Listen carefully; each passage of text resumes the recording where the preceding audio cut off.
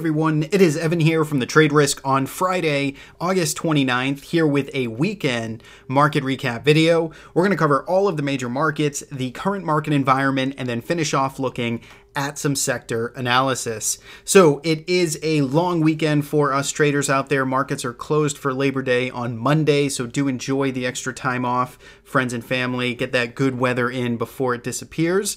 And we wrapped up the month of August. So August is in the books. It was a strong month for equity markets right across the board, 3, 4, 5, 6% returns for all of the major averages for the month of August. So lots of progress made to the upside. Bulls in control of those longer term uptrends. So let's dive into the action here with the S&P 500 weekly time frame. That's where we start our analysis. You can see here we did finish the final week of August up a little less than 1%. We did get a fade off of the highs here. So notice on this latest weekly bar here, we are about 50%, 40% off of this week's range here.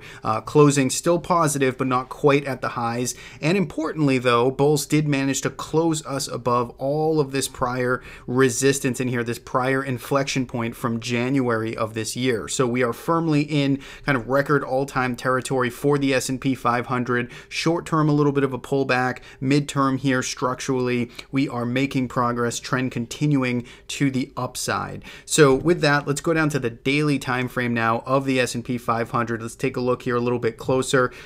First, let's switch it over to the SPY ETF chart, and this was sort of the market structure that we were looking at here. We kind of had this wedge developing with some negatively diverging momentum that did not manifest itself to the downside. In fact, we accelerated to the upside and we went right through this trend line here, this upper range that we've been, or this upper structure here that we've kind of carved out since mid-June. And you can see we got all the way up to about 290, almost 292 before pulling back just a couple of points here. And like we mentioned there, we did pull off of the highs to finish off the week, but still certainly making progress above all of these relevant nearby levels. So looking at the S&P 500, if we were to just kind of clear this off here, looking at the SPY ETF, I'm a fan of those horizontal levels. So I'm looking at still this 286.63. That is approximately the all-time highs here made back in January. That is effectively where I would consider this market breaking out from recently.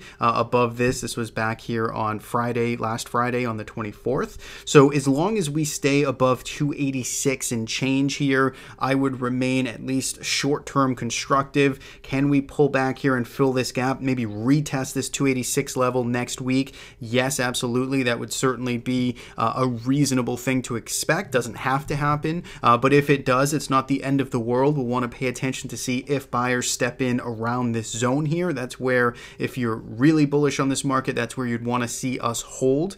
And if we start to lose 286, then we can start to be a little more defensive, certainly in the near term at least, to kind of gauge if this pullback has some more, some more velocity behind it. But as it stands right now, again, trend remains higher. We can see the MACD did get a little breakout of this series of lower highs that we were experiencing for the past couple of weeks. So that was a near-term win for the bulls here as well. But notably for short-term levels, 286 and change, this gap here that we broke away from on Monday could turn into some type of breakaway gap where we look back in 5, 6, 7 weeks and just look at this as really where the acceleration really started to the upside. That's a very possible scenario. But if you are looking at this as a potential target, if you're looking at this as something that needs to get filled here in the short term, if you're pessimistic on the market, then that's a level to pay attention to as well. So that is the S&P 500. Let's go to the Russell 2000 here, which continues to remain pretty resilient. It has gotten a little choppy and slow in here, but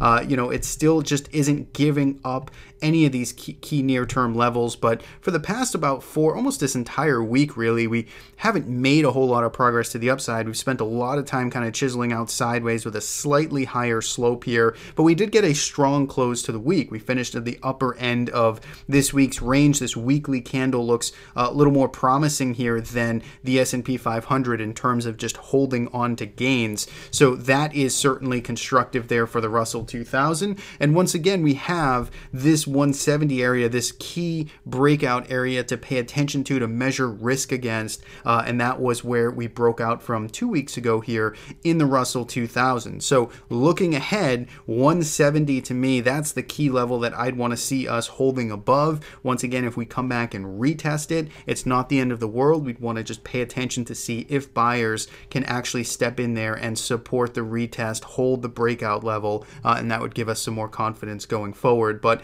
as it stands right now, Russell 2000 continuing to remain resilient here, trading at all-time closing highs. And finally, the Nasdaq 100 also going out here close to the week's highs here, and again we have this nice neat consolidate, this breakout level I should say, to pay attention to. So this area right around 183, that's where we broke out from earlier this week. In fact, it was Monday, so the Qs were really one of the few. The composite broke out last week, but we didn't quite see the Nasdaq 100 breakout this week until this week, until Monday.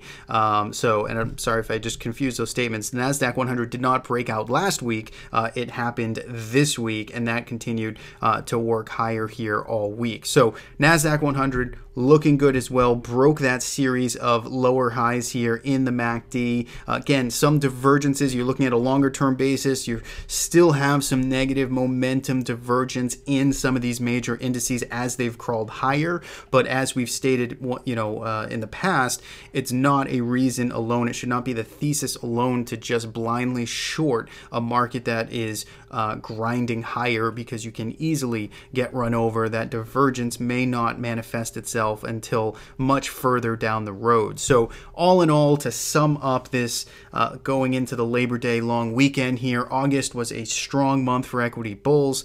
There still seems to be gas in the tank here to just charge higher. Some of these charts, individual names getting very extended on an individual basis, but we will have to see if this market can rotate through it, find some other sectors, find some other leaderships, and keep this market going. September is generally, from a seasonality basis, sort of an iffy month in the stock market, to even give it credit. So we'll see what happens next month. So let's jump into some other major markets now. We got TLT, which did sell off this week, down 1%, snapping this 3-week winning streak and really kind of snapping this uptrend that has been in place for the past 4 weeks or so. So sellers in the near term here in control. We managed to actually close right at last week's lows. So if you're a bear here, you want to see this selling pressure continue into next week. We had an upside gap initially here on Friday, looking like the TLT, the long bond bulls, were actually going to save some face here and in the end of the week here, based on how we opened up the session. But notice we did get a full kind of bearish engulfing bar here. We sold off right from the open, did it on high volume, and closed here near the lows below this trend line. So potentially a lower high that just got put in. Once again, sellers going to want to see that follow through next week. Oil, if we head there next, USO did manage to close the week strongly here, putting in back-to-back green weeks. So we were up 5%, 5.5% last week. We added to those gains here, 2% to the upside, took out last week's highs. So bulls here on oil are continuing to stay with it. We've really floated higher here pretty quickly, in fact, over the past 2 weeks worth of trading, from about 1340. Oops. Go back to that daily chart, from about 1340 all the way up to 1470, a $1.50 move. That's good for about 10% in just 2 weeks of trading. So the slope here is pretty steep, but so far they're getting it done. If we can stay above this 1466 area, that had been the highs from May. There had been some consolidation there in June, so that would be an important level to try and hold above in USO.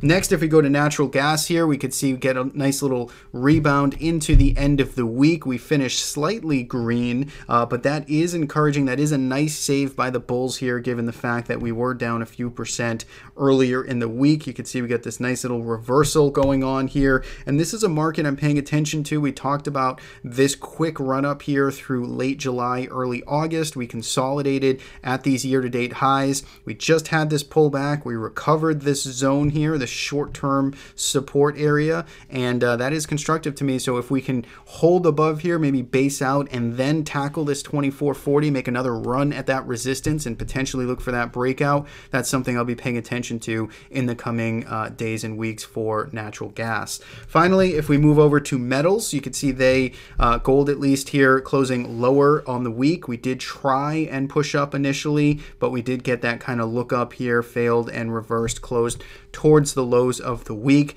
It doesn't look like, at least, immediately we're just rushing to exit, rushing to roll right over very quickly. We are kind of slugging it out here with a slower pullback over the past 3 or 4 sessions. So be interesting to see if the gold bulls can start to carve out a bottom here above this 110 area, 111 area in GLD. But I wouldn't be too surprised if these August lows had to be retested, in the next coming weeks or so before we can really be, certain that, or at least have a little more confidence that we have even the hint of a low getting put in at this point. Silver. Very much same thing, although giving back a little more ground here on this week's pullback. You can see it is actually already back or nearly back to the August lows here from the 15th, around 13.55, just 10 cents above it. So this one here, again, we'll need to see if these lows can hold. Both gold and silver, tons of structural damage from that intermediate term basis, but they certainly have suffered a good round of selling, a good couple weeks, couple months, in fact, of selling pressure here. So it'd be interesting to see, again, if we can get some stabilization, but so far the path of least resistance for both of those are lower. So that covers all of the major markets here. Let's look at some sectors. Let's take a look at what moved this week's averages. We'll sort the sectors by performance here, and this week we had biotech, IBB, front and center, leading the charge to the upside. 4% progress this week, and if we go to the weekly chart, we broke out to new year-to-date highs here in the IBB. We put in this little sort of stealthy consolidation here over the past almost month of trading, actually a little over that, from mid-July to just coming into this week. We consolidated around this 115, right above this 115 area, and now we came kind of springboarding, launching through this resistance and pushing to new year-to-date highs. So IBB looks like a nice breakout here. It had some energy to fuel up, continuing that move now. So IBB looks good. I'd look for continued kind of names and individual trade ideas in this sector heading into next week. Consumer discretionary also continuing to push higher here. This was number 2 in terms of performance. We look at XLY here. It is still holding this longer term trend that's been in place since early April. If we go down to the daily chart here, you can see it is getting a little bit extended in the short term, but certainly a tough market to fight right now. Discretionary is one of our leaders here for the stock market as a whole. And finally, technology. It's quite a nice, strong round top 3 of sort of outperformers. Biotech, technology, discretionary. So XLK also here trading at new highs, a little extended in the short term, but it broke out this week above this resistance, above July highs, and it is basing out, going out right near the weekly highs. On the downside, on the flip side, we have the defensive areas of the market. It's exactly what you'd want to see. In fact, you have utilities, worst performer this week, down only minus 0.5% on the week, but still in the bottom quadrant here for performance, and followed by staples, which is essentially down also a little less than 0.5% on the week. And you can see we finally did break this trend line here that's been in place since June.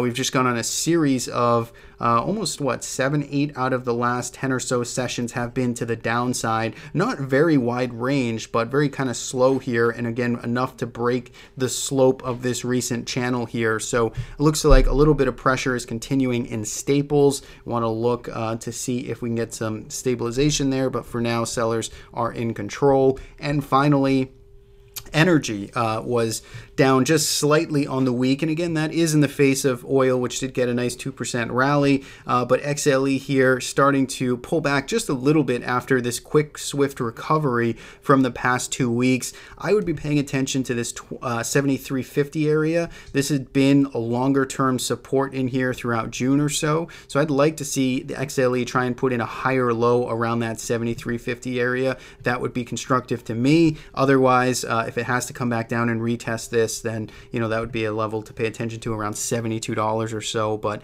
ideally on the bulls now to try and put in that higher low. So that is everything for this week. That's what we got for this week's video. Hopefully you guys didn't fall asleep out there in this week's trading, although the averages were up. There were individual names that were working, but intraday action was sort of dull at times here this week. But that does make sense. It is the final week of summer, and pretty much every year we see sort of the quiet lull here before the fun starts in September. So that is all. Thanks so much as always for watching. Enjoy the extra day off, and if you do like these videos, do subscribe on our YouTube channel. Keeps you up to date with all of the latest that we are publishing Tuesdays and Fridays for the market recap video. Thanks again, and I will hopefully talk to you guys next week.